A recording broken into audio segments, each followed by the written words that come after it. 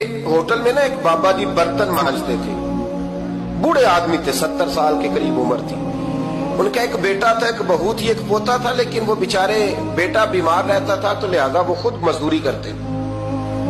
कहते एक दिन वो बाबा जी मेरे पास आए, कहने लगे मेम साहब 2-4 दिन की छुट्टी चाहिए। तो मैंने कहा खैरियत है? कहने लगे मैडम मेरा बेटा फौत हो गया। बेटा,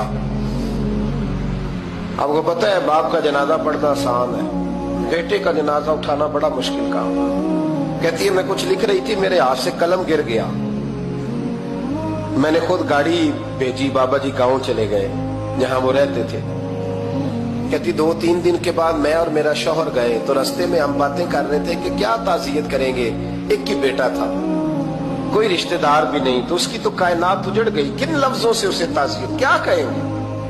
कहते जब हम गए तो वो टूटी हुई चटाई पे बैठा था, कुछ लोग करीब थे। हमने जाके कहा बाबा आप मुसलमान हैं, हम आपको क्या नसीहत करें, एक ही बेटा था, कि किस तरह करके हम आपको तसल्ली दें। तो कहते उसने आंखें खोली, बूढ़ी आंखों में ईमान की रोशनी।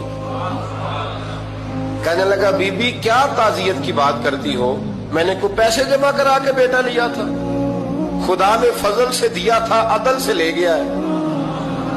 मैं अपने रब के फैसलों में बड़ा राजी हूं। अल्लाहु अकबर। वो खातून कहती है कि वो बाबा जी से मैंने कहा कि चलो आप 1 महीने की छुट्टी कर ले। तो कहने लगा नहीं मैडम मैं मुसलमान हूँ, मुफ्त की रोटी नहीं खाता, मजदूरी करके खाता हूँ, मैं इंशाल्लाह 2-3 दिन के बाद काम पे आ जाऊंगा।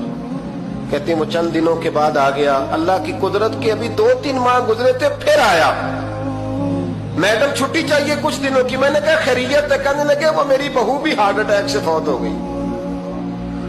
कहते अब मैं भी तड़प गई हूं और ईसाई हो कि मेरी आंखों में आंसू आ गए। मैंने कहा घर का दरवाजा बंद हो गया, अब ये बेचारा क्या करेगा।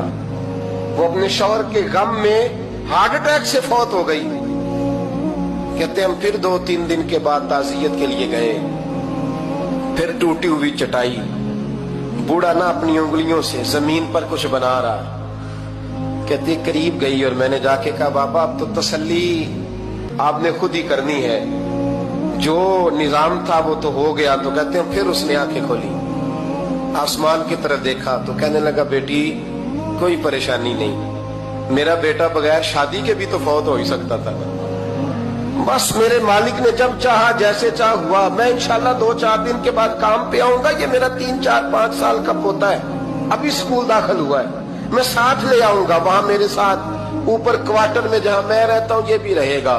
कभी कभी मैं देखती छत पे खड़े होके कि दादा घोड़ा बना हुआ है और पोता सवारी कर रहा है। वो सवेरे उठता, उसको स्कूल छोड़ के आता, शाम को लेके आता, प्यार करता, मोहब्बत करता।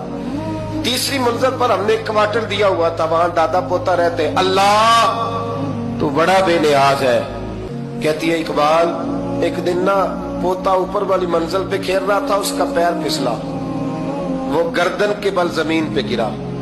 मुझे खबर हुई तो मैं दौड़ी, एम्बुलेंस मंगाई। खून से लिथड़े हुए उस बच्चे को दादे ने अपनी गोद में रखा और जब हम अस्पताल की तरफ गए तो हॉस्पिटल बाद में आया, जनाबे इजराइल पहले आ गए और कहते वो गोद में दम तोड़ गया। फिर दादे ने उसे अपने हाथों से गुस्ल दिया, फिर उसने अपने बूढ़े हाथों से कब्र खोदी।